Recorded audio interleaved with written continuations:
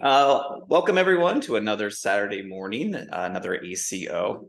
Just as a reminder for everyone, the ACO is a bi-weekly, bi-Saturday morning, our organization that meets to talk about artists in the area, either the DC, Maryland, or Virginia area. We're sponsored by the Maryland State Art Council through a grant, but we also are sponsored by people who just donate money through our organization. So thank you to everyone who's donated, and we will continue to offer really cool artists from the area. We are excited to have Donald Ely from it's been a long time, but Donald and I actually went to Maryland Institute College of Art together back in 2000 to 2004. And Donald actually was in illustration class with me. So that's kind of how I came to know his work. And I kind of mentioned this earlier in our kind of chitter chatter before this began, but Donald's one of those people that, coming from the Midwest, coming from kind of a very insular high school where, you know, the classical art form was the thing. I saw his work and I was like, oh wow, yeah, this is what cutting edge illustration looks like. This is what, you know, style and, you know, the kind of this idea of hone style and really true to themselves. This is what it should look like. And not to like say that it was bad for me, but I looked at his work and I said, okay, this maybe illustration is not for me. He is clearly ahead of the game. His interests, his music interests, his color interests, like that is like his style represented him. And I think that related to a lot of the pop culture that was going on at the time. So I was in awe of his work, and I still am in awe of his work even today.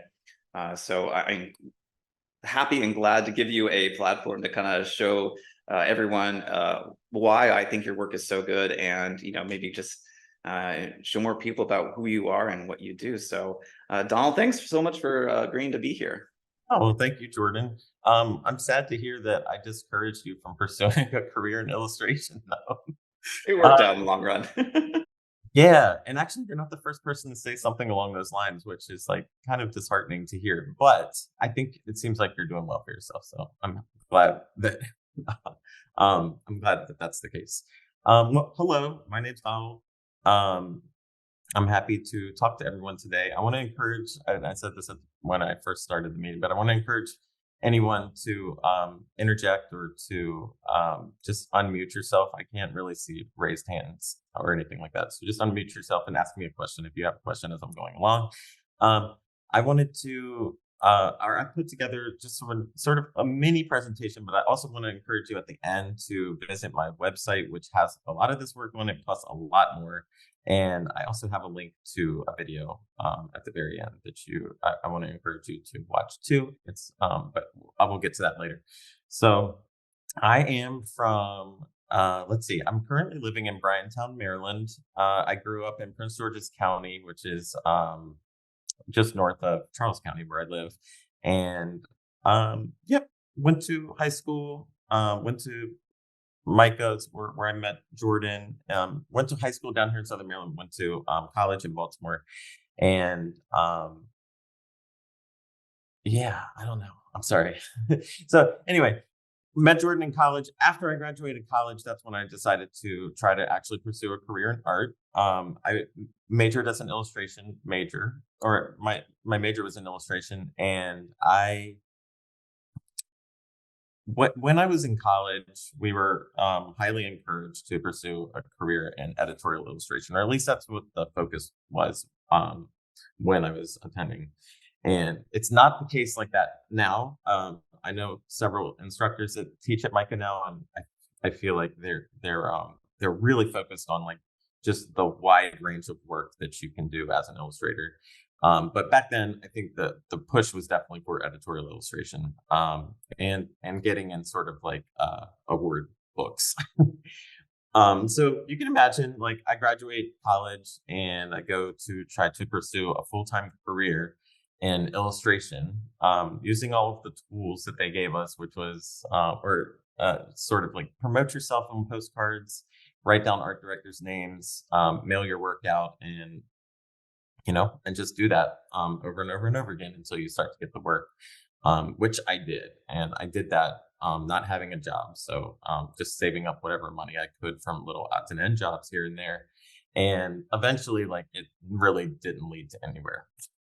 So I ended up having to get a full-time job just at a bookstore, a Borders bookstore down here in Charles County.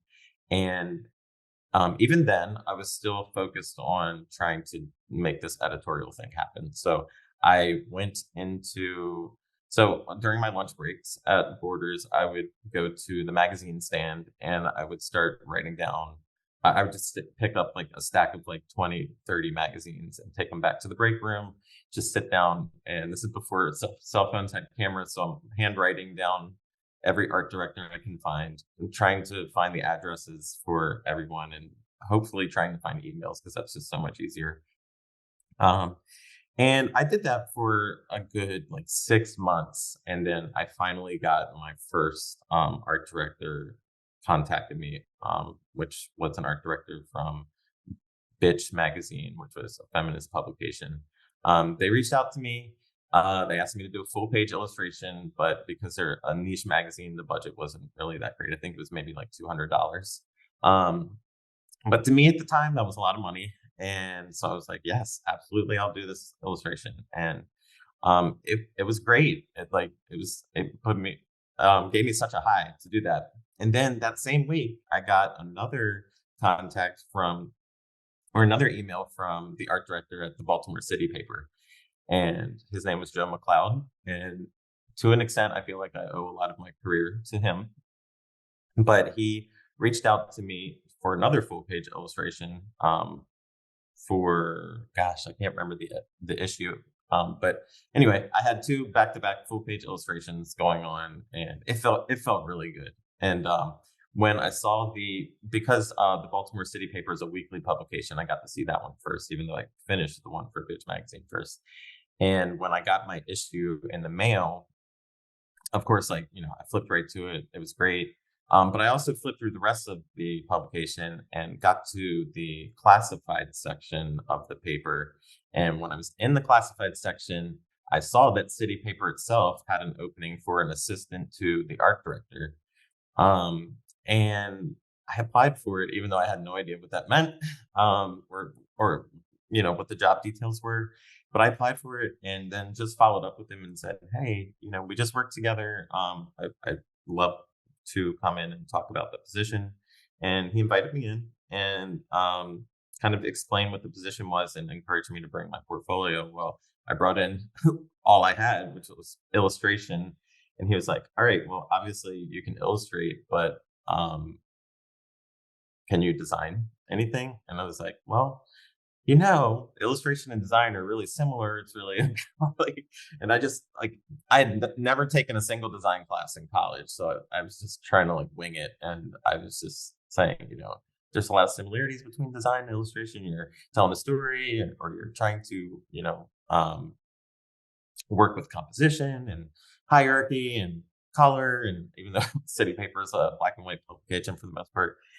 Anyway, so he was like, "All right, well, I'm not sure I'm entirely convinced. So why don't you come in on the weekends and you can and then I'll teach you sort of our layout program." And so and then at the end we'll see if I feel like you're making enough progress, then or if I feel like you're making good progress, then we'll consider you for the job. And I was like, all right. So I was coming in on the weekends, spending I don't know, 8 to 10 hours every Saturday and Sunday, and just learning Quark Express, which is a dated program now, but Quark Express, and I loved it. And so at the end of my trial period, his assistant that was helping me, he asked her in front of me, which was kind of intimidating, but he was like, "Do you think, he has what it takes to do this job?" With me standing right there. And thankfully she said yes, because he gave me the job. So I started just seeing how he worked as an art director, seeing the illustrators he reached out to, how he communicated with them. And he had a pretty great relationship with the people that he worked with on a regular basis. And I liked observing that from afar. I wasn't really included in those conversations, but um, I just did a lot of watching and just like taking in a lot of information like that. And then eventually, but that was a part-time job. So it turned out being like a job that was mostly weekends and then Mondays. And Mondays were like you come in like between 8 and 9 o'clock, and then you leave between like 9 and 10 o'clock at night. Unless it was a special issue, then you were leaving like around midnight. So um eventually a full-time position opened, and I'm sorry, I'm just kind of like giving you my background so you can see when I start showing my work, you can see maybe how that's kind of influenced my work. But um so eventually that led to a full-time job position opening down in the classified department for designing classified ads. So it was mostly massage ads, ads for rental properties, and automotive ads. So for the car dealerships in the area. But it was down there where I really, really, truly learned how to like design. And that's where I learned how to use InDesign, and where I learned about is from my coworkers, taught me about, they basically gave me some old ads to replicate to kind of like teach me how to work with layout, and um, how to address hierarchy when you have a lot of text that you're using, and and just a lot of technical things like how to prepare photos for printing, and um, how to prepare files to send to the press and things like that. So all of it was stuff that I just loved. Like I was a teenager that was subscribed to like 6 or 7 different magazines growing up, and I always wanted to be in that editorial world, but it just wasn't happening with illustration. So I figured at some point I could just work my way into like the editorial department versus the classified. But then 2008 rolled around and recession hit, and like the city paper started laying people off left and right. Just and I think the DC city paper, which is not related to the Baltimore city paper, had a huge layoff, and some of their employees ended up coming to our paper. And then I just saw the writings on the wall, and I was like, I think I need to get out of here before my position is let go. Even though I was insured by several people that I would not be the one to go if people were let go. I just didn't trust anyone. So I really started putting 100%, maybe like 200% effort into everything that I've worked on in the classified department, because there's just not much to do. Like there's not much to do with those types of ads in terms of design. So I just started like just going over the above and beyond. And I started trying to work my way out of the classified section to do a little bit of the ads that would be in the front of the paper. So those were like retail ads and restaurant ads, which had like a little more credibility than our classified section. But um so I but what I was really trying to do was beef up my portfolio so that I could get out there and apply for another job. So a job positioning opened in DC, or was open in DC at a public relations agency, and I applied with my classified ads and a couple of my retail ads, and somehow the art director saw something just in those designs, and she hired me. And then that's like really where I started to diversify the type of work that I work on, and the types of clients that I've started getting. Like suddenly, like once I started working in DC, I just started getting work everywhere, and from everywhere. And so yeah, so that's kind of how I got where I am today. And then, but I will say I did not have a great time working at a public relations firm. I didn't feel like I could really flourish as a creative. And then I eventually moved from there to where I currently work. And I work at an education nonprofit now called ASCD.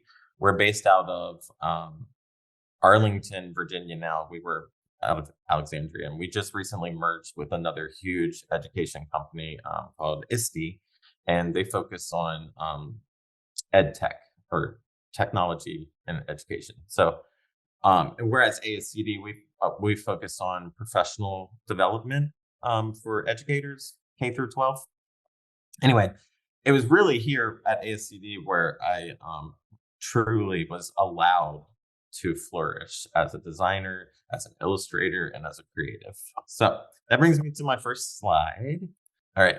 So I am an illustrator, a graphic designer, an art director, an artist, a dad, a husband, a pattern maker, a hand letterer, a muralist, a friend, a volunteer, a public library board member, and a director, which is new. So there'll be more about that later, and so much more. But that brings me to show you just sort of this first slide, which is some of my work that I have. But I put this slide together in the next slide just to show you like the wide range of work that I do on a regular basis. This is not something that I started doing and then it kind of like morphed into this next project and then that morphed into the next one. I just work on a wide variety of things all the time. And that's something that I've decided to embrace. I think another thing that I really, that I took out of college was that you kind of have to be one thing. And that wasn't me, I realized, but it was a long journey to get to that realization. And so I also realized, you know, like as an illustrator and an illustrator now that incorporates design, or really, gosh, it's so hard to like pin myself down to something. That's why I said like on my website, I'm a multidisciplinary creative. But depending on the audience I'm talking to, I'm a designer that also illustrates, or I'm an illustrator that also designs, but really I'm just both. But I'm constantly thinking about composition. So that's where like things overlap in color and communicating something.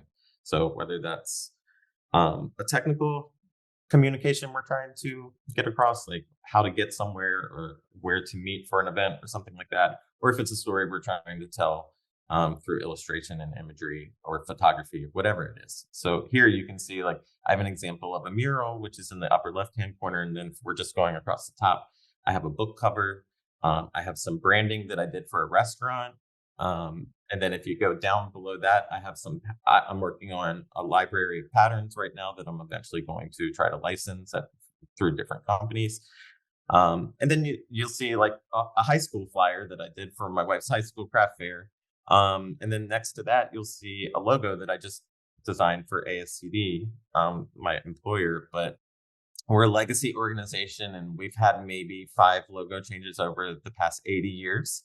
So it was like really cool to be able to be a part of that process. And that was really my first giant branding job that I did. And then finally, you'll see I have a Source Festival poster here, which was my first job that I had, art directing, not just designing and illustrating, but also art directing. And I got to work with a photographer. I got to tell the models, you know, how to pose and what to do and like show them, you know, what the end vision was. And that was so rewarding. It was just one of my favorite projects. And I know we're not supposed to talk about awards, but or maybe not supposed to talk about it, but I'm not going to spend too much time on talking about awards. But that was the first time where I applied for an award because I really truly felt like that work was such like a great representation of what I do in my best work at that time.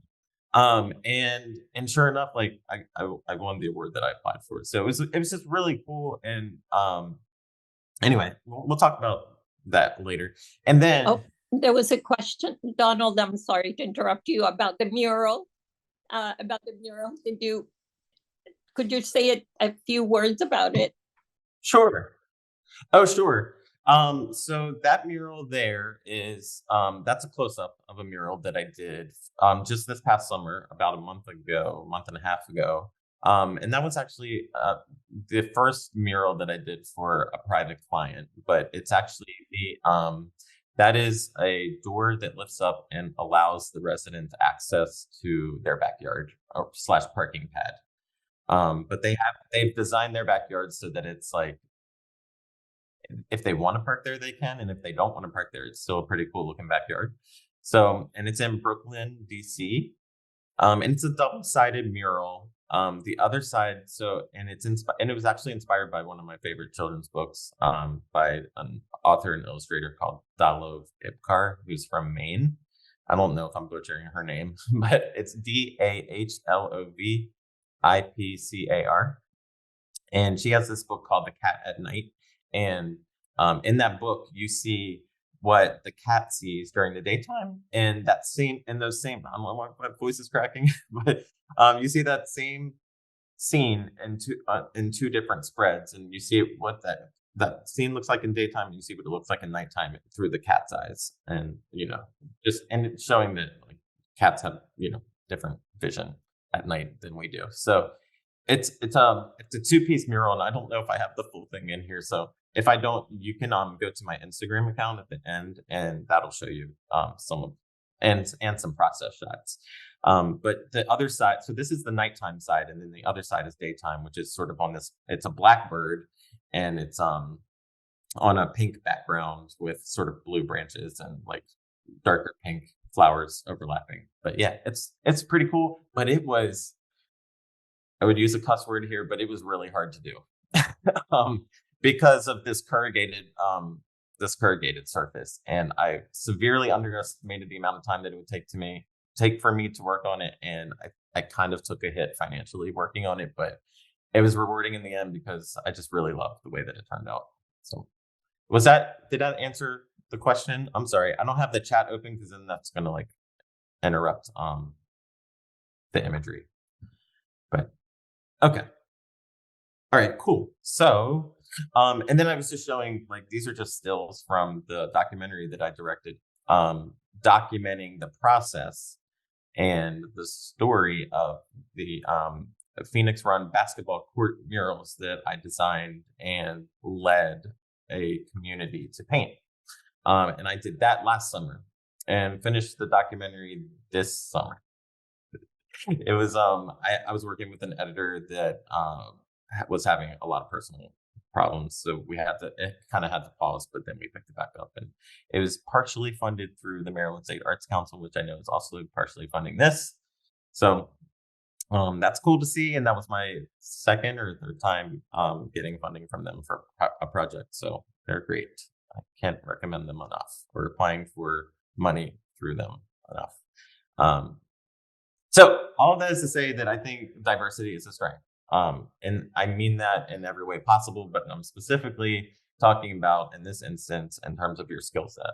You don't have to be defined by any one particular style. You don't have to be defined to any one particular medium. I think what I'm learning as I'm going along, and I'm still learning this, is that if you truly have like a voice and a vision, it's going to come through all of your materials, and no matter how you present them, you're going to eventually see that your voice is there, is present. And it was so interesting to hear Jordan say that when he first met me, that I was like cutting edge, or that like you felt that I had a style, because I feel like I've been struggling my whole career defining what that is and what that looks like. So and I feel like I'm just now, like in the last 2 years or so, like realizing that I do have one and it is there, but I've just never been able to see it. So I can still see it. I'm gonna sorry to interrupt. I can still see the Donald from Micah.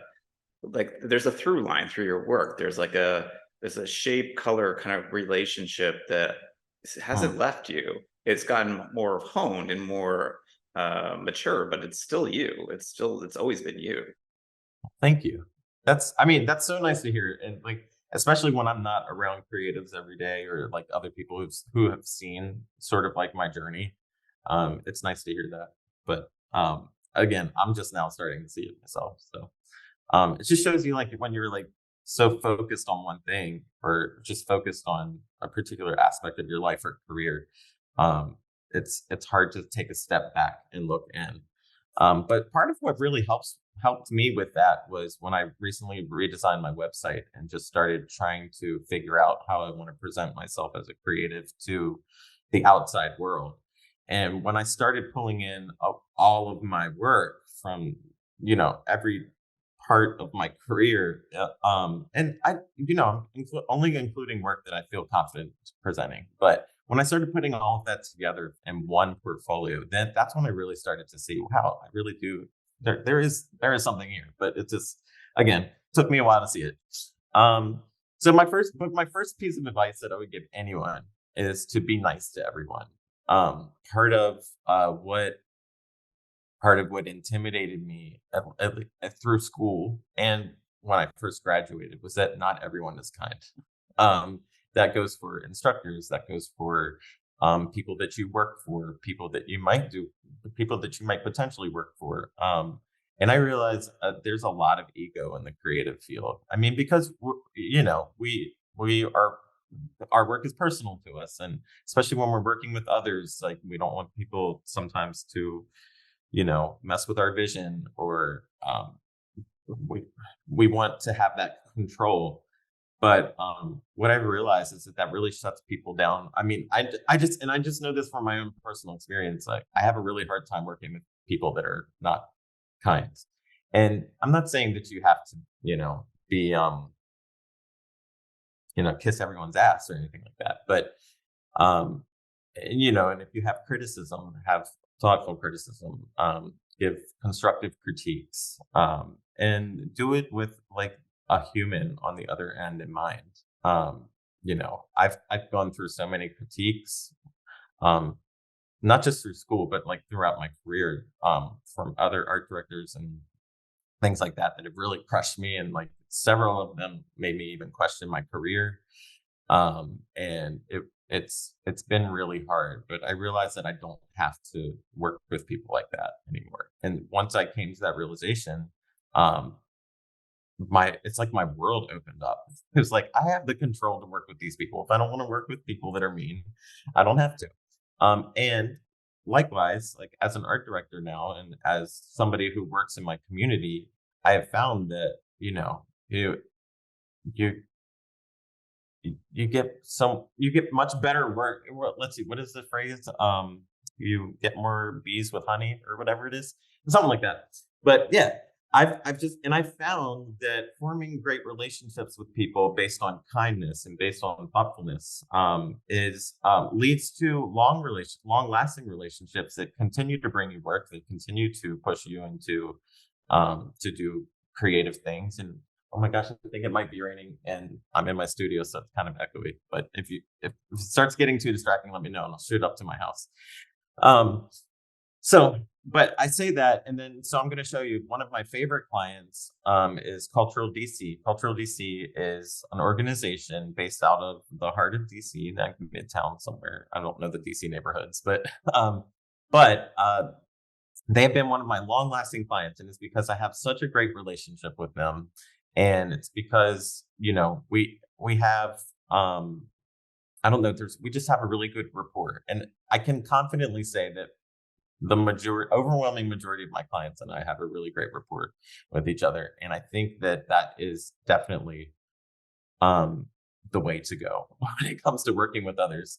But Cultural DC is such a great organization, one, because they're focused on promoting the fine arts and performance arts. And they used to have a brick and mortar shop. They no longer have that, or a brick and mortar gallery. They no longer have that anymore, because the other thing that I really love about them is they're working on making art more accessible to everyone. And so during the pandemic, they opened up their mobile art galleries, and they turned these shipping containers into galleries that they can then plant in communities that might not have art galleries. And this is like after I'm working with them for years already, but this is just like what they're recently doing. And so what you're seeing here on the left-hand side is a brochure that I did for them, which actually folds up into this tiny piece that unfolds and an accordion, and then folds up open into a cool looking poster. But you can see here that I'm incorporating some typography. I'm incorporating my layout skills. I'm incorporating sort of my use of color and just like little scribbles here and there from illustrative marks that I make just on my sketch pad and then scan in. So anyway, but because they're like dedicated to the arts, like they're also my client that like almost never pushes back on anything that I do. They just like trust me. They trust me as an artist. And that's what, again, having that good relationship builds trust. And they know that, and especially if you're always putting in 100%, which is what I do. I can encourage everyone to do that. I know that's really hard to do for people to do at all times, but I am I'm constantly putting in 100% because I never know what this piece that I'm working on is going to lead to next. And I always want to be proud of the work that I'm working on. I want to be able to stand behind the decisions that I made. So, so recently they were looking to rebrand for a season, but now they've picked up that same branding for a second season. And that's kind of what you see over on the right-hand side, which is their most recent brochure. I updated their business cards, and incorporated my own sort of like handwriting, because they're talking about like, we make space for art. And again, that their tag speaks to the actual work that they're doing. So like I said, bringing those mobile art community or those mobile art galleries into the community. I just love that. They're like literally making space for art and bringing it to places. And so that's kind of like also what sort of like my design thinking was behind working on their materials. Like I'm playing with space and making things modular, moving things around and making them flexible. And so you can kind of see how I did that, just in these examples. And then, so I've talked about the piece in the middle here before, and this is like just like a closer look at that project that I did that year. Again, this was my first time working with a photographer, and the photographer was somebody that I knew, happened to be a Black female photographer. So I was happy to give her a job. And because we were great friends. And this is like why I always wanted to be an art director, was to give people an opportunity that might not necessarily have had one before, or maybe they did, but maybe not in this type of space. And so this is just a closer look at the branding that I did that year for the Source Festival. But I ended up branding the Source Festival, I think, for 5 or 6 years, up until they stopped doing it and decided to like refocus, their mission and vision and other areas. And I don't think they were making a lot of money back on this. So they decided to let this particular aspect of Cultural DC go, but it's not completely gone. They still do theater. They still own a theater and operate a theater, but it's just not in the Source Festival way, which was like a month of one act, 10-minute plays, 30-minute plays, and full-length plays, and performance art, and the lobby areas. So, and then just again, talking about building long-lasting relationships. This is some branding that I did for the DC Funk Parade. This was their 7th annual. I think we did another one after this 8th, and then we were going to do another one this year, but they didn't get enough sponsorship money. But they're also like refocusing like how they're spending their money, and so they're not sure if they're going to continue doing the parade in the way that they've always done it. And I think they're taking a year off to revamp it. But I've been working with them since the start, since they started doing it. And the person reached out to me because they saw a random poster that I designed years and years and years ago, that was still on one of my old blogs that I've just never taken down. And that's why I still leave it up, actually. And I never update it. It hasn't been updated in at least 10 years, but people still find me through that. And so I just leave it there, even though, it's not really like my best work anymore, in my view. But somebody saw that they knew that I really liked funk music, and they were like, oh, and he happens to be local, let's do this. So they reached out to me, and I ended up working. But this was the big year for me where we really got to do like a whole bunch of stuff that we didn't beyond just doing a poster. And so they really decided to go all out this year. They wanted to focus on Black Broadway, which is an overlooked part of DC. It was a time in DC where all of some of the biggest Black artists ever were all living in one within like a few block radius right there in DC. So this year they wanted to focus on the past and on the present and on the future. So that's sort of why you see this divide here in the poster work up here. This was designed to be shared as an Instagram post. So you would see sort of the left half on the first at first, and then you'd scroll over to the right and see the right half. And you can see in the illustrations, there's sort of like this mix of like, older vehicles mixed with like newer buses and a Prius and different ways of showing speakers and sound. And then the one commonality being sort of like the record, which is just as popular today as it was back then. So, so that was the poster, and then on the right hand side in the upper left, or in the upper right, you'll see this was sort of like this was one of the brochures that I designed, which also folded up into a poster to show the full schedule of events. But that was also an accordion fold because they really liked what I did for my other client. And then we also did like community like doorknob hangers. We did like street posters, and we even I even got to design a beer can, which is my first time doing something like that. And then and I incorporated illustration throughout, so you can see my illustration of Pearl Bailey there on the bottom right hand side. And so it was just a really like well-rounded project. I got to design. The DC Funk Parade, that's actually hand lettered there up at the top, inspired by fonts from or typefaces and hand lettering from the 1930s.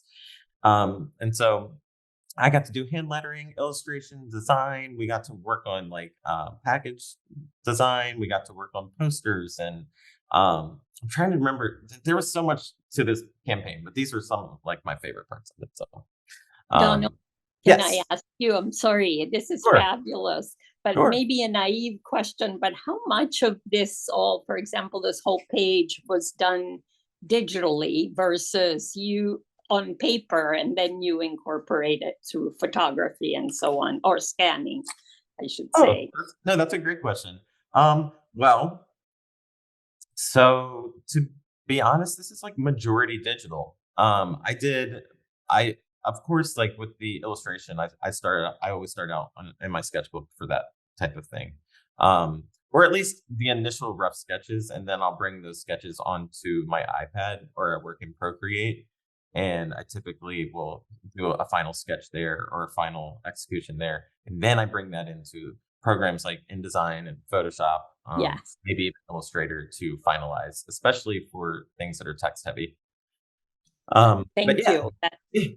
but that's just for this project. It just really depends on the project. What I've really found is that no matter like how great technology gets, you still can't replicate what you could do with an actual brush on paper. And so you'll see, just like recently, like I'm working on, it's like here on my studio floor.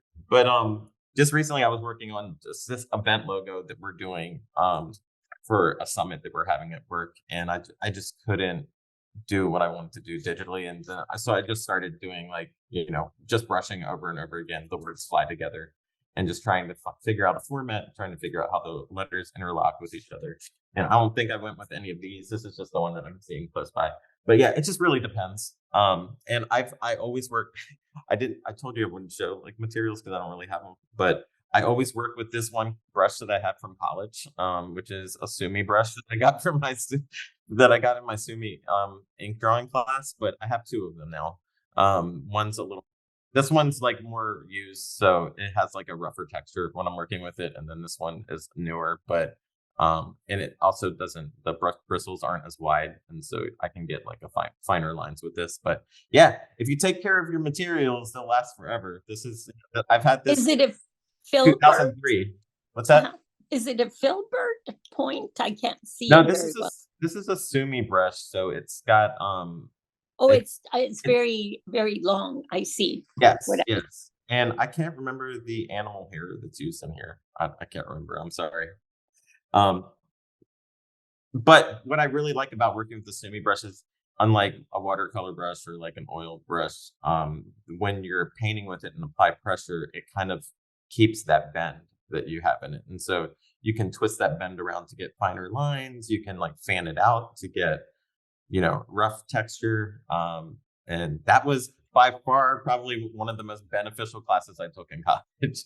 And the one that I've really like taken with me just about everywhere I go. So, and I'll show you, just as I'm showing you my portfolio, where I use this brush, because you're going to be surprised. Like, we'll see. I can't remember the examples I included in here, but I use it all the time. It's my number one. And then I use this Sumi ink that goes along with it, which is like watercolor in that if you put it on a porcelain dish or like a plastic dish, you can re-wet it later. And so you don't really have to clean, unlike India ink or something like that, which dries and then it's done. But Sumi ink is great.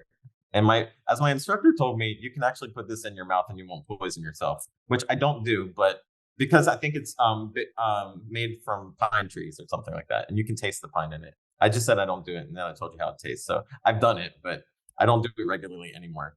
So I had an instructor in college because I used to like use my mouth to like point to get my brushes like pointed, and I had an instructor like really grill me in college, and then ever since that day he embarrassed me in front of the whole class. Like I stopped doing it. So embarrassment works, but use it sparingly.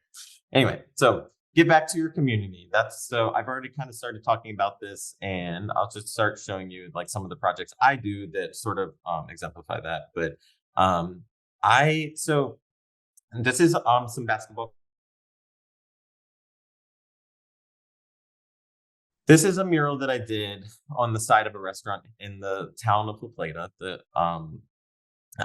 was my first time doing a public facing mural. I've done murals before this one, but they've been private or they've been for businesses. But on the inside, I did a 40-foot mural for Harper McCall Chocolate Factory in DC.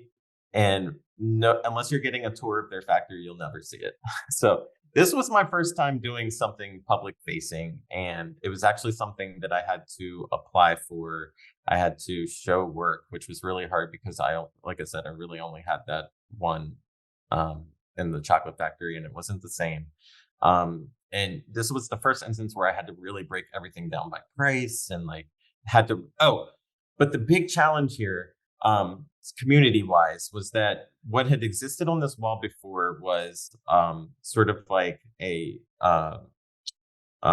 dedication to hospice.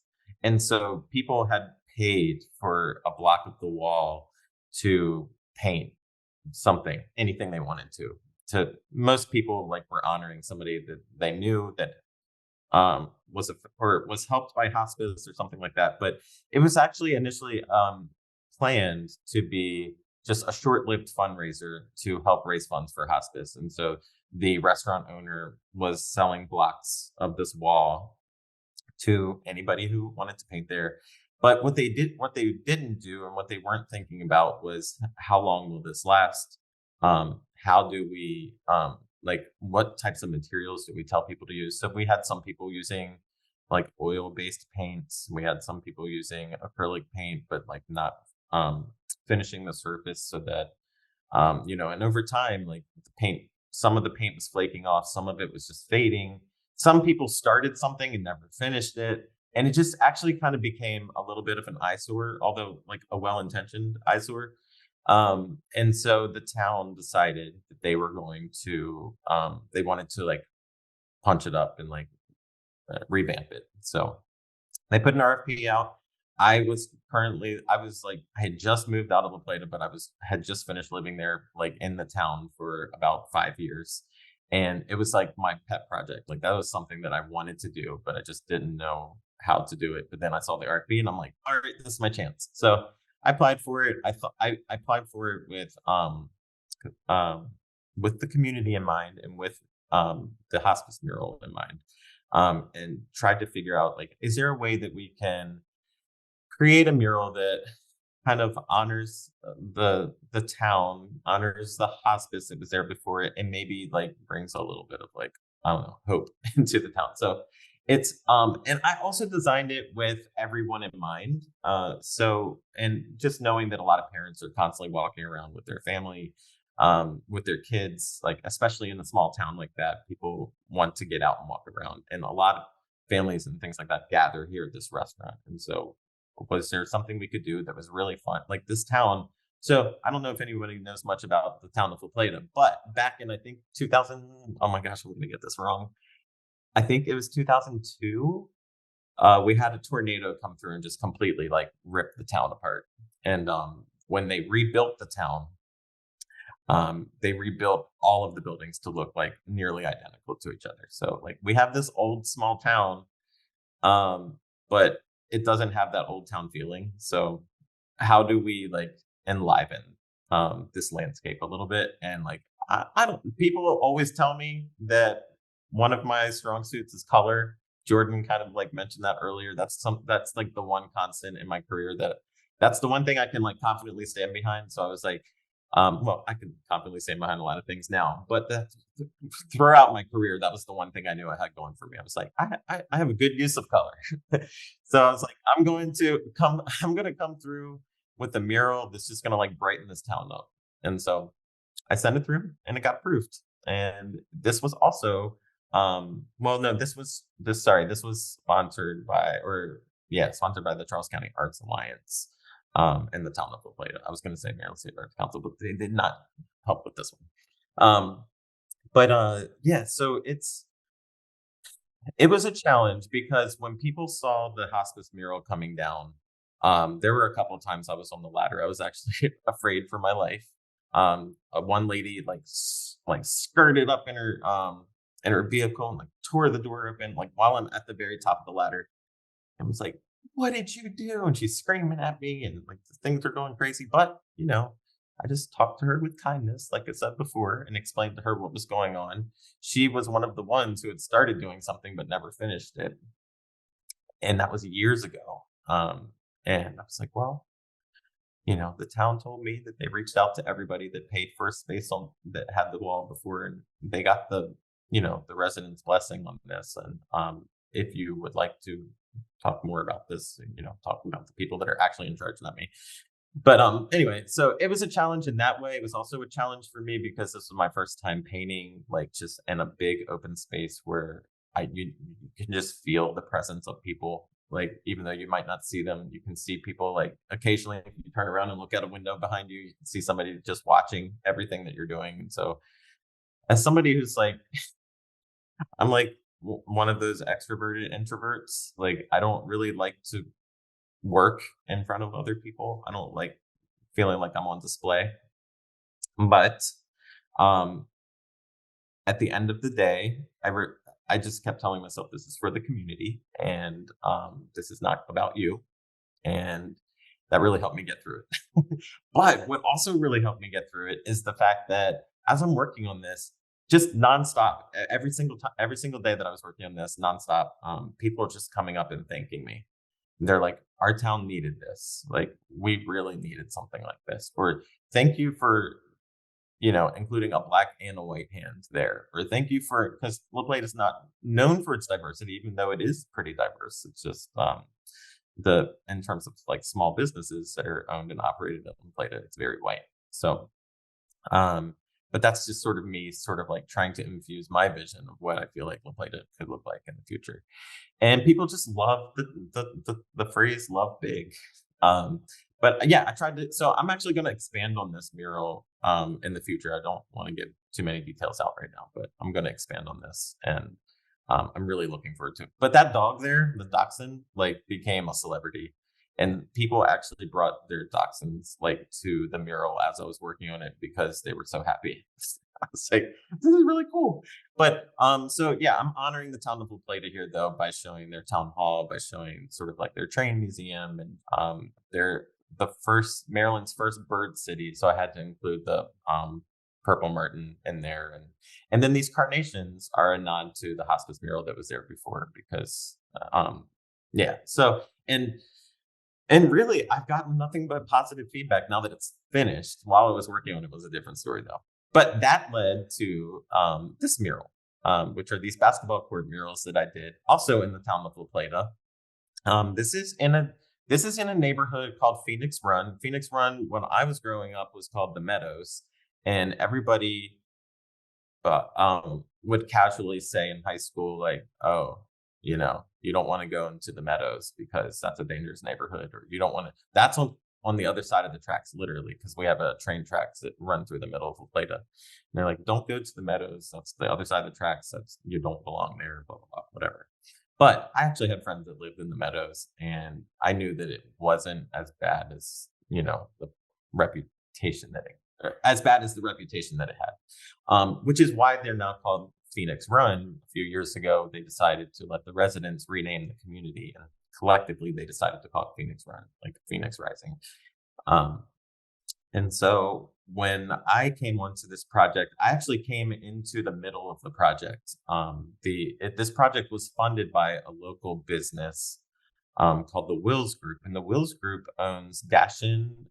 I don't know if you're familiar with it's like a hybrid gas station / convenience store called Dashin. But there's a lot of them in Maryland, but I'm realizing that it's a little more hyper local than I thought it was. I just thought they were like all over the East Coast, and they are, but they're like kind of like interspersed, but highly focused in this area. Anyway, they're celebrating their 90th anniversary, and they were like, how can we get back to our community? And so they looked into this neighborhood, which is right down the street from where their business is located. And they started working with the Neighborhood Design Center, which is actually, I think, based out of Baltimore.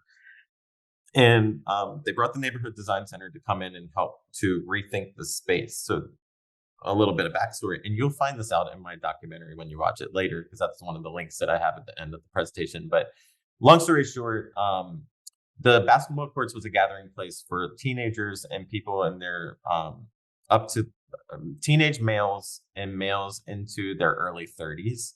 And these particular basketball courts were nested in the back of this neighborhood, which is kind of like a dead end, like when you get back there. And that's where a lot of like drug dealing was happening, and a lot of violence was happening. People would have beef in schools, and then they'd wait till after school to like settle it on the basketball courts. And residents in the neighborhood spoke up. So there's a lot of organizations involved in this particular project, but it was great getting to work with all of them and getting to learn more about it. But essentially, residents in the neighborhood wanted to reclaim that space for everyone, and not just teenage males that like were looking to start a fight or get in a fight. And there was no seating there. There was no shade there. There was always trash back there. And so Neighborhood Design Center came in. They're like, hey, and there's this like kind of casually beaten path you can see over on the left-hand side that goes down, but it's defined now. But before, it was just kind of like a dirt path, and it wasn't lit at all. So people were like walking to the courts at nighttime through the path and would get jumped or something like that. So it was just not ideal.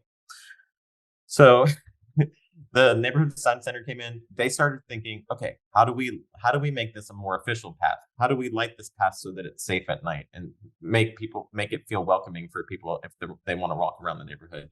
How do we put seating in for people that are playing basketball, or the people that are actually playing basketball and need somewhere to rest, like in between sets? Like, where can they sit? So they brought in, they started doing all that, and then they were like, what if we painted the court? So they put out an RFP for an artist to paint this court. I had just wrapped up the La Plata one. I was like on this high, and I was like, yes, I want to do another one. So I applied for that. A few months later, I found out that I got it. And then, and so my job with this particular mural was different in that initially I got paid to design the mural, just to straight up design it. But to get to that design, I was required to and needed to, whether I was required to or not, this was going to happen, but I was required to have community discussions and just like get a gut check from the community. What do they want to get out of this space? What does success for this space look like for them? And so we had this, again, this is like kind of like, some people are still quarantining, some people aren't.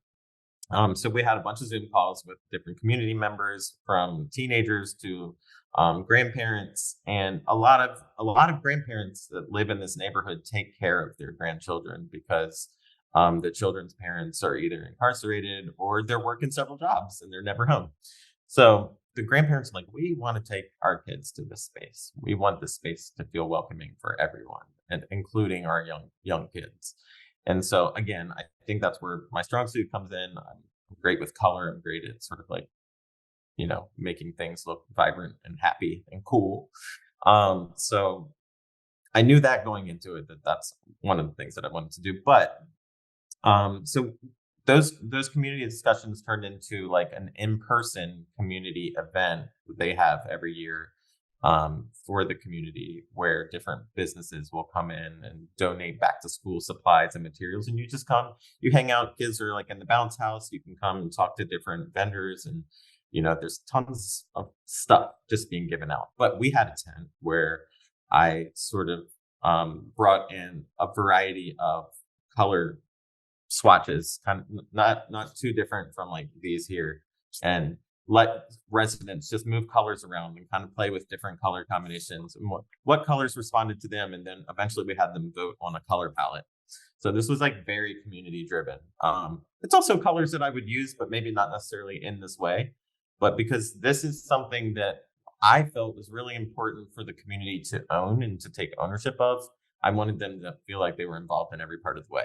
So they got to choose the colors. And then when I started working on concept, I was like, there's no better concept than the name of the community, which is Phoenix Run. And so let's work with a Phoenix, but maybe this is a Phoenix that's coming out of like paint, and maybe that paint is trailing behind. And when the paint that's trailing behind, maybe those are forming different shapes and stuff that kids can be drawn to and play with. And so it's very youth focused, but people, adults even, are just like head over heels over this design. And like while we so we finally got the sketch approved from the community, from all the stakeholders involved. And then we held 2 weekends of community paint days. They were very long days in the middle of July on a black top with paint that was drying as it was coming off the brush. So it was a challenge, to say the least, but it was a very, very, very rewarding challenge. The community just like came out and showed up and loved every single second of it. And it was infectious. I mean, I might not have wanted to get up early the next day because I was there late the day before, but like as soon as you get on site and the residents were there before you, and I'm there early. They're just waiting for you to show up so they can help get started. And I had this kid, like his name is Kavion. He was like 7, maybe 8 years old. He wanted to do everything. He just wanted to help, like nonstop. Like we would finish painting one thing and he's like, what can I do next? What can I do next? And like, he didn't have the steadiest hand, but it wasn't really, this project wasn't about perfection. If it was, like, we would have been there like a lot longer, but it was perfect for the community though. That's why I'm showing you the aerial view and not the close up, because some of the edges are a little rough, but I learned a lot about leadership, about how to organize a project like this, about how to communicate with the community, about how to communicate with different stakeholders. That was a major I'm sorry, I'm drawing blank, but that was a major lesson for me, is like how to communicate with everyone. And again, it comes back to kindness, because like as a white guy coming into this predominantly Black neighborhood, like you're not going to get the respect you deserve unless you're being kind and you're listening to the people that are in the community. And I mean, I can go back there any day and visit, and people still remember who I am, or I still get like texts occasionally being like, have you seen the court lately? We're still keeping it up. We're still cleaning up the trash and everything like that. So this is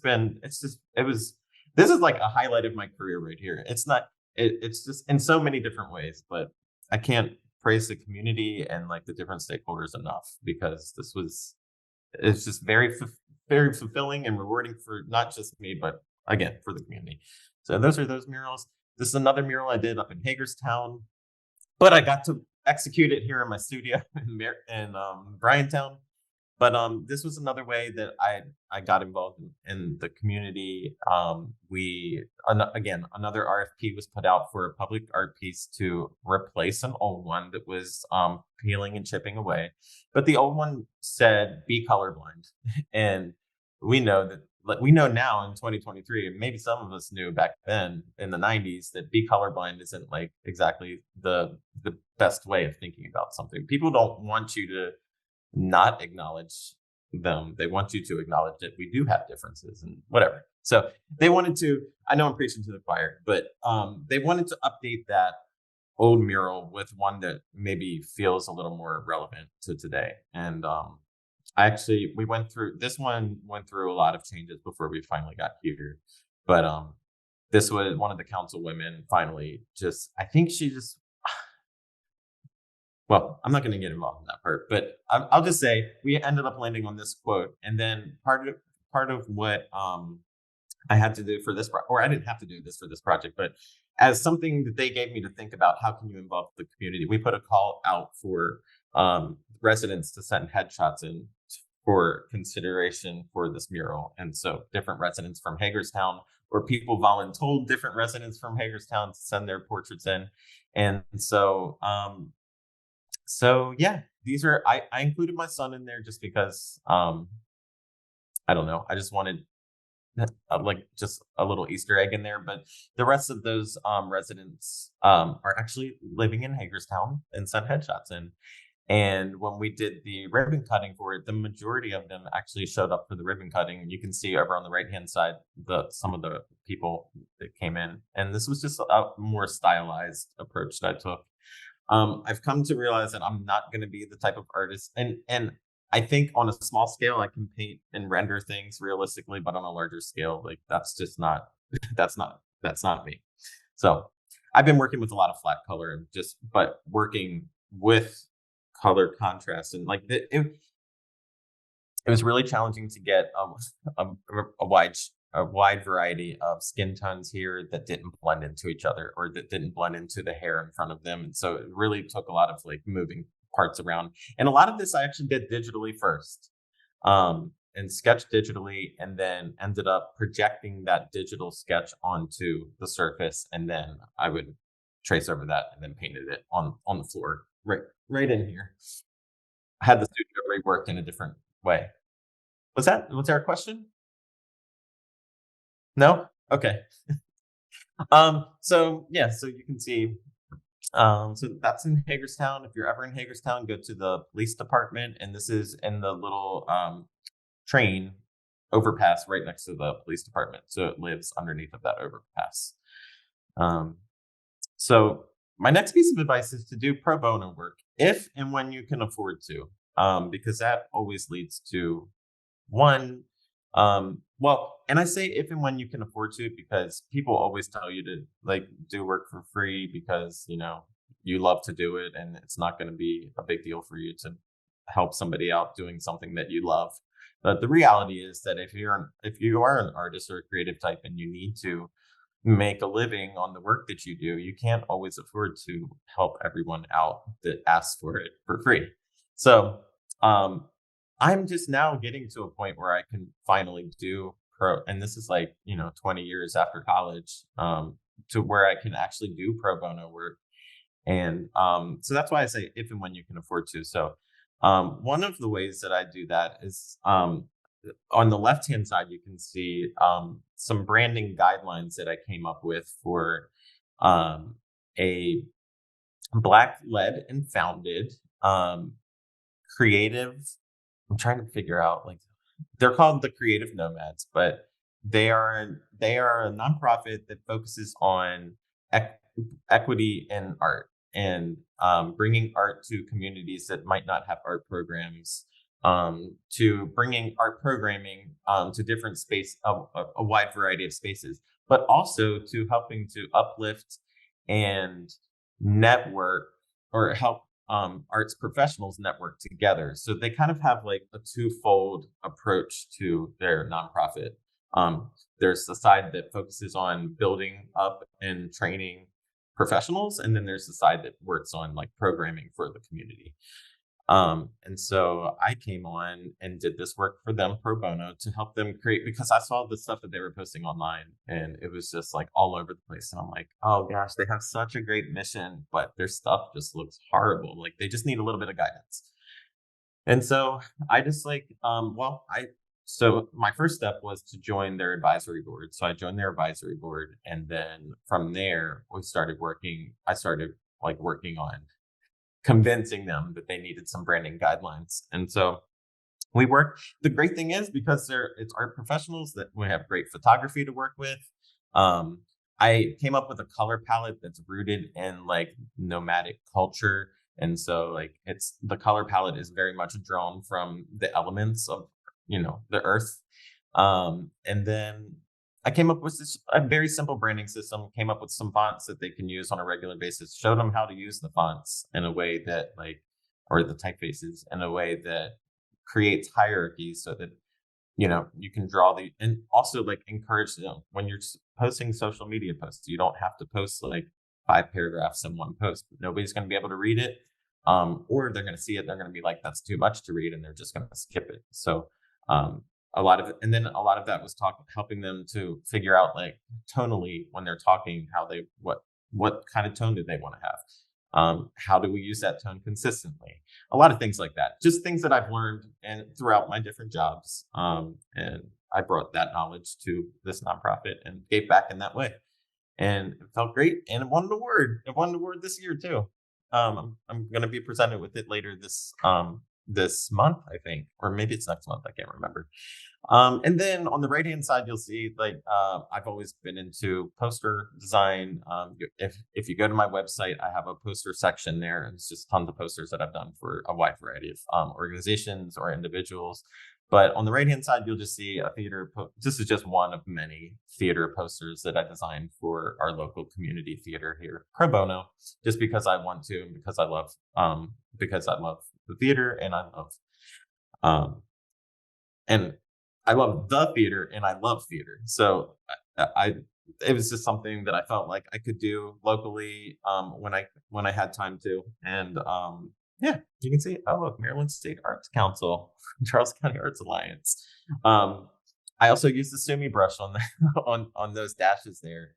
And all right, so and here you'll see that I help out my wife's high school all the time. And some of these posters one of these posters was actually in communication arts, which is crazy.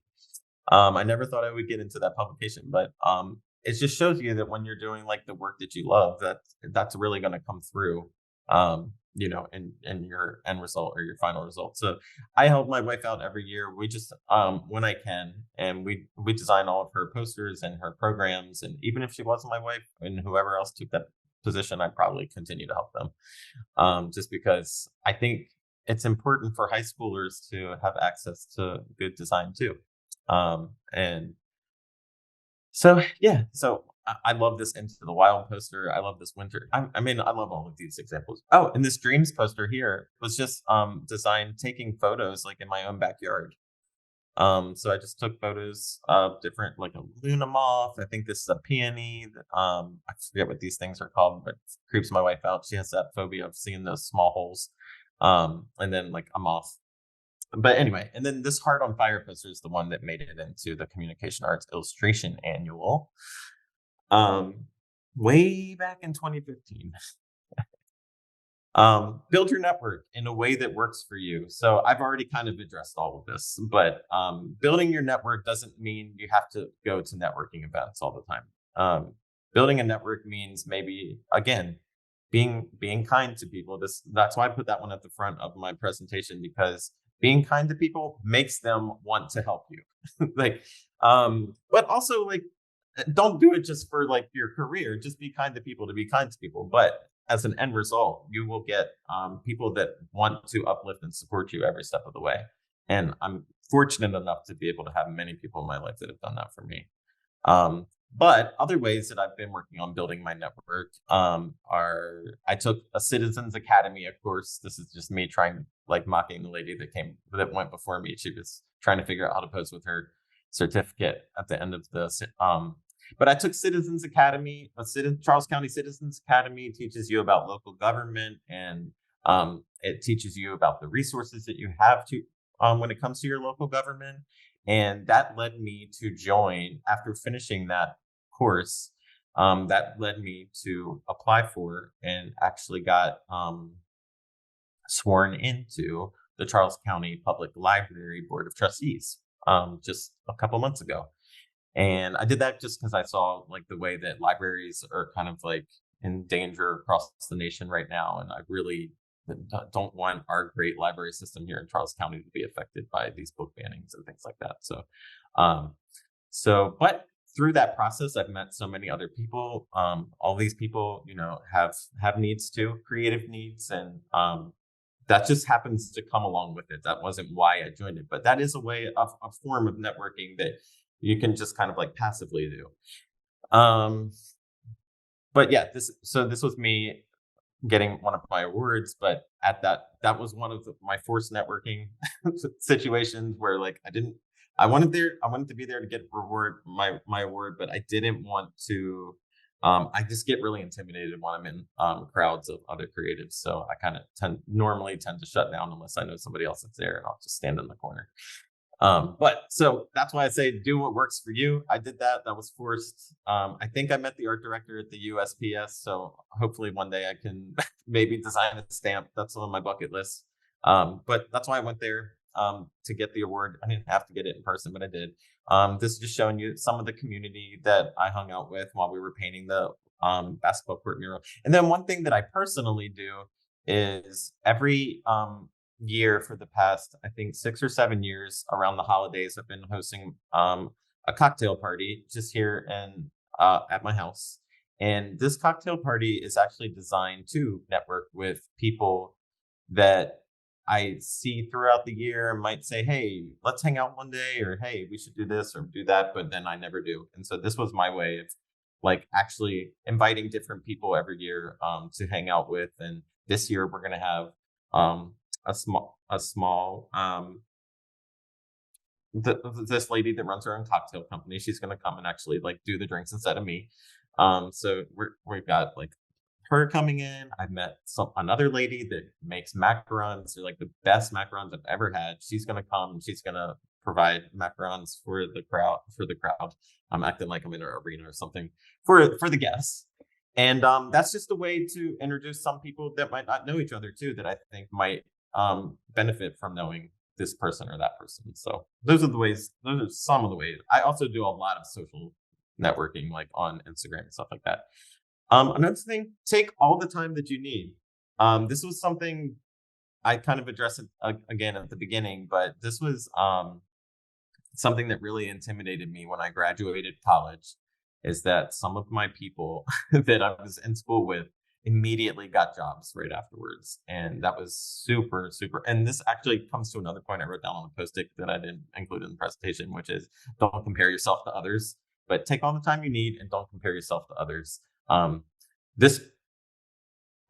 struggled between putting this here in the deck or like at the beginning of the presentation, because I think it's just something to like always have in mind. I tell everybody that I'm a slow burn. Like I've never been able to do something right away. It just takes time.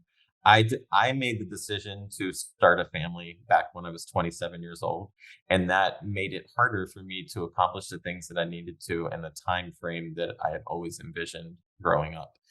When I was a kid, I was like, when I'm 40, I'm going to be a famous artist and I'm going to be doing this and that and this and that. And that's not the case. But really what intimidated me graduating college was just seeing so many people get like big work. Like if they were illustrators, they were getting like major jobs right away, or, you know, they were working at a publisher like or right out of college. Like how, I don't know.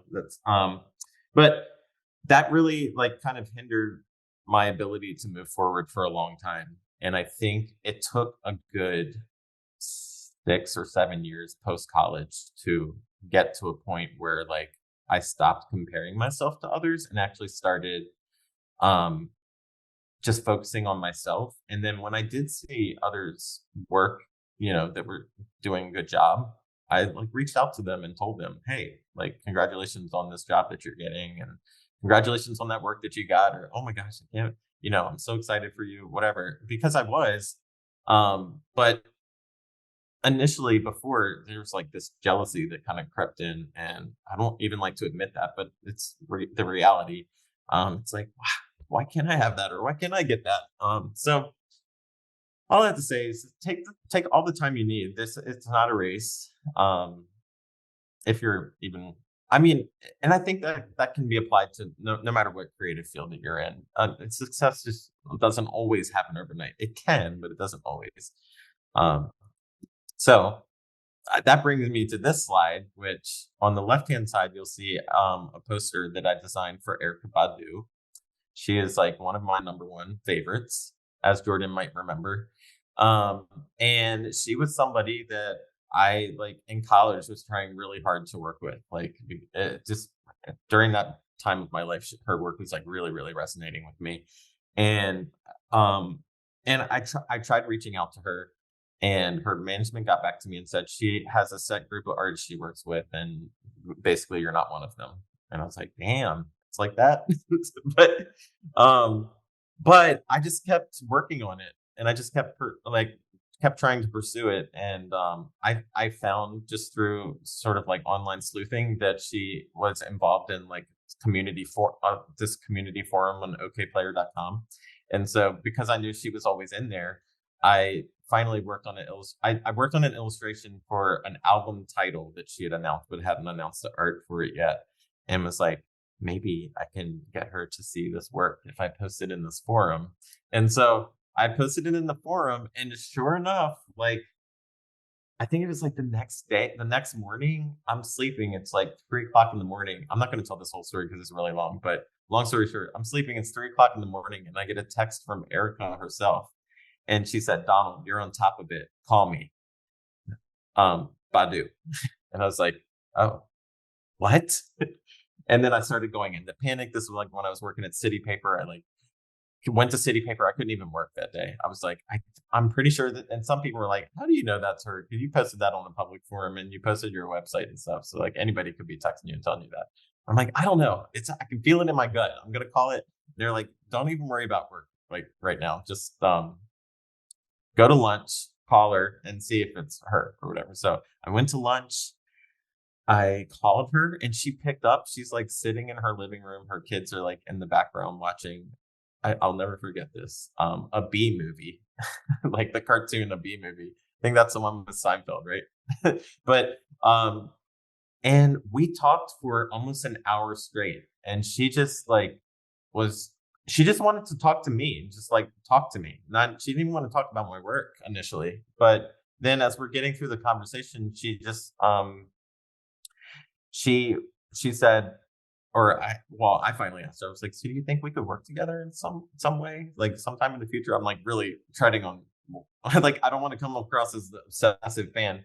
So I'm like, you think maybe we could do that? She's like, yes. She's like, I think maybe one day we'll start with a poster, and then we can work from there. But the one thing I want you to know is that, Donald, we're connected for life through our art. And my word is bond. And I just want you to know that. And I was like, okay. I didn't know like I knew what it meant, but I didn't know realistically like what that looked like. But she was right. So she gave me a poster. That was this poster here. And then she also gave me a bigger job, which was to design and illustrate, or to not design, but to illustrate, or to come up with an illustration for a line of earrings that she was going to be manufacturing with this sculptor. Basically the sculptor is going to be designing these earrings, and she's going to be putting her name on it, but she's also going to be wearing these earrings on stage and things like that. And so the cool part was, she's like, I'm performing here. I'm going to give you all access pass. You can come backstage and talk to me. And so it was crazy. It was surreal. And like Jordan mentioned pop culture before, and I am very much involved in or like immersed in pop culture, but it's not really like a huge part of my work like it was in college. But I do like it still. And I think part of that has to do with one of our instructors that reduced me to just being a celebrity illustrator when she was introducing me to somebody casually once. I'm not going to name the celebrity, or I'm not going to name the teacher, but I felt really insulted by that. And I think from that day forward, I was like, I'm not just a celebrity illustrator. Like, that's what I did in college, but that's not the only thing that I do. And so I was like simultaneously insulted and motivated to like do other things besides that. So anyway, but Erykah Badu, definitely like almost at the top of my list. The top of my list would be, sounds so silly to say, top of my list would be Madonna. Yeah. But the second was Erykah Badu. So, and then the third for me is Yoko Ono, but I think she's like not going to be accessible. So anyway, that hasn't changed in 23 years as though I've known you, and it probably hasn't changed before that too. Yeah, and so another thing that I wrote down on my post-it that I didn't put in my presentation was Write your goals down and actively work towards them. But write them down and put them on a Post-it and put it somewhere where you can see it every day. And that's what I do, and it works for me. I'm not saying it can work for everyone, but the top of my goal list every year was to work with Erykah Badu up to that point. And then since then, I've worked with her like 3 or 4 times. She actually hasn't been super active in terms of like producing things to design stuff for. I think she's just taking her time and like raising her kids. But I will say that the earring thing never happened. But she owned the illustrations, and I got a call again right at the beginning of quarantine, a video call, like a cold call, while I'm going into the school to pick my son up from school. And she called and said, "Hey, what's up?" And like, she's talking to me, and she's like, "Well, I just want to let you know, I'm putting that art. That art is finally getting used. This is like 10 years later. That art is finally getting used, and I'm putting it on the packaging for this line of incense that I'm putting out." And so lo and behold, I'm on the front of, this illustration is like on these incense that she sells. Well, and every time she sells a new batch, they sell out immediately, which is kind of cool. And then they have like kind of an inappropriate name, but they're a little, but yeah, so they got a lot of media attention because of the name alone. But, so look up Erykah Badu incense, and then you'll find the name. But that relationship led to me working with the group King, which is there in the middle. That illustration also won a Communication Arts Illustration Award. That was a single cover that I did for their song called Mr. Chameleon. But I met them because they were going on tour. They were doing like a mini tour with her and opening for her, and she introduced them to me. And then below that, you'll see TT the artist, who we actually went to college with, Jordan. She was a friend of mine in college, and I actually still have I had a solo exhibition in college. And she wrote in my notebook. She came to see my show, and she said, "Donald, one day, we're gonna be famous together." Like that wasn't like, it's just whatever. It's just a cool little anecdote. But now she's like she had a Netflix documentary, which is on the right hand side. I designed the poster for her, and then that poster got redesigned to be the soundtrack cover, which you can find on Spotify. But the cool thing she was like one of the most motivated people that I've ever met in my entire life, and she's just constantly working. I'm not saying that that's the way to do things, but I'm just saying she's an inspiration for me. I don't feel like your work has to be your life, and I'm actually a strong advocate for having a strong work-life balance. And that's another reason why I say take all the time that you need. But TT is an amazing, she's a club music artist, and her sound is rooted in Baltimore club music. And so her documentary was sort of documenting sort of the Baltimore club scene.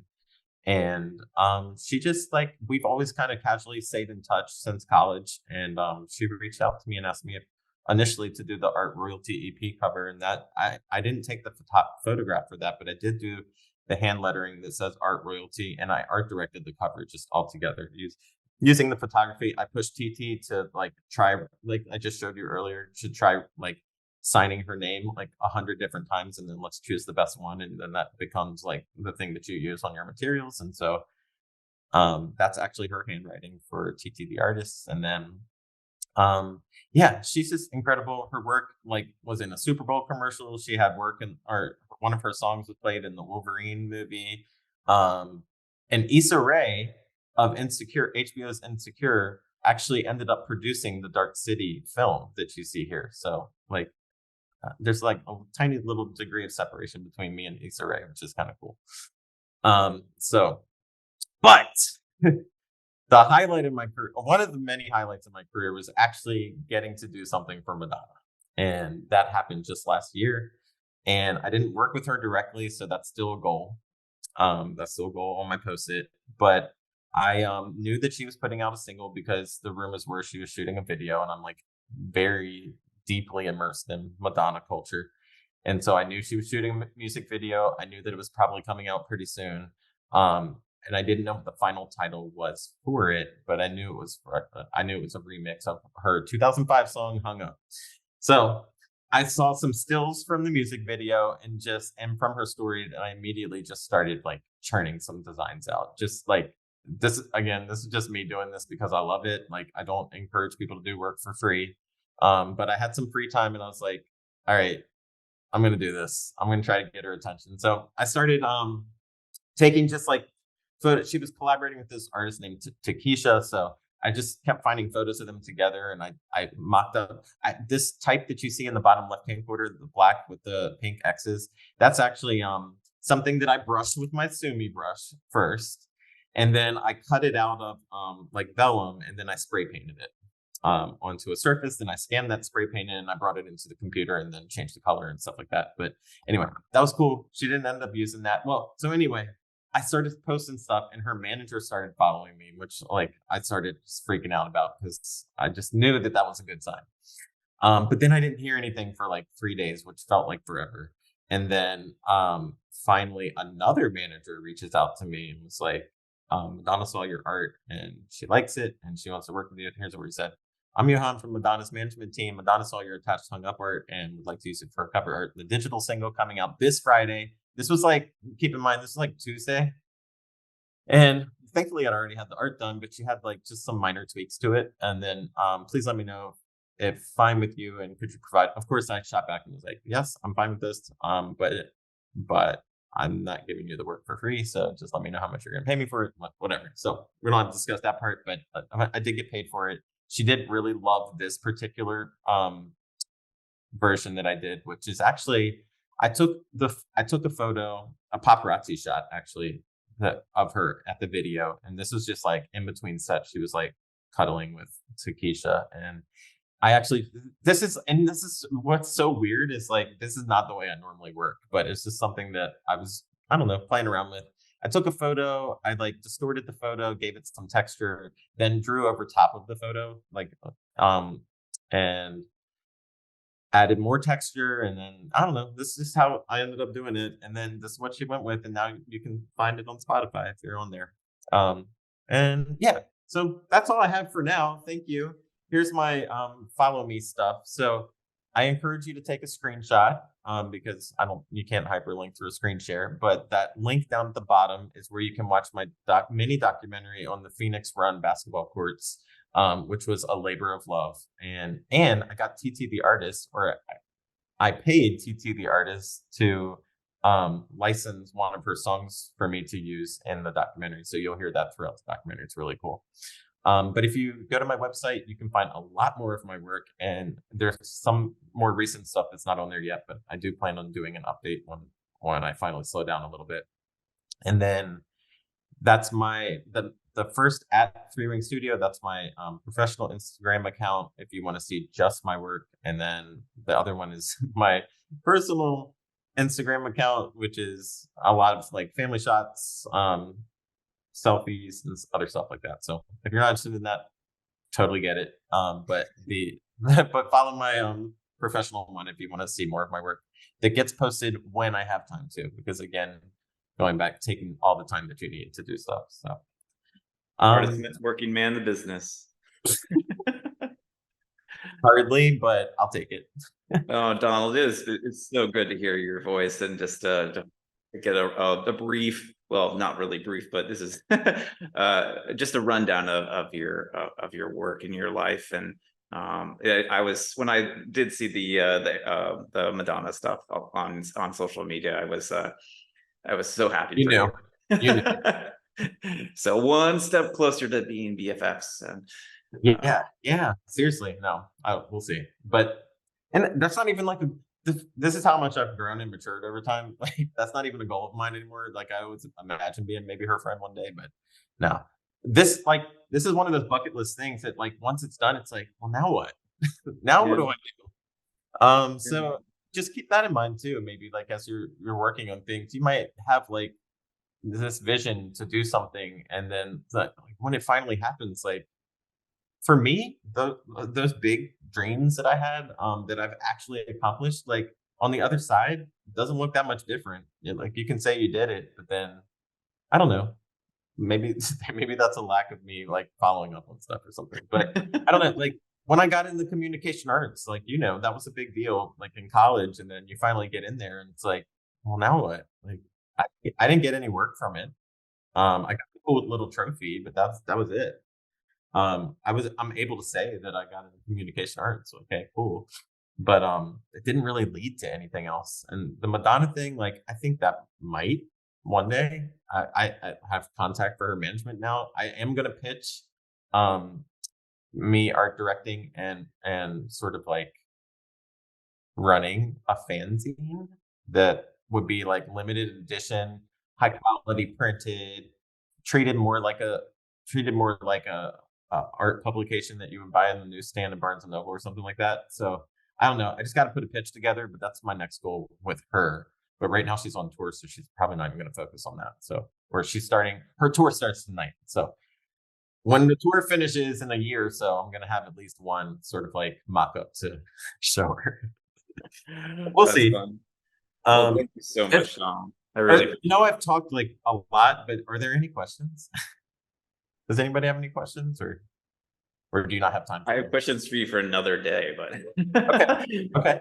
No, we're a good half hour over our normal allotted time. So I'm so sorry. I didn't realize I was going to talk this long. I've been like so nervous about doing this all week. So we're grateful for your time, and thanks again for joining us today, buddy. Awesome. Yeah, you're welcome. Cool. All right. I think most people have taken off just because we are quite a bit over, but thank you again, Donald. For those of you who are still around, Kevin Sherry, also a MICA graduate and children's book author and performance artist.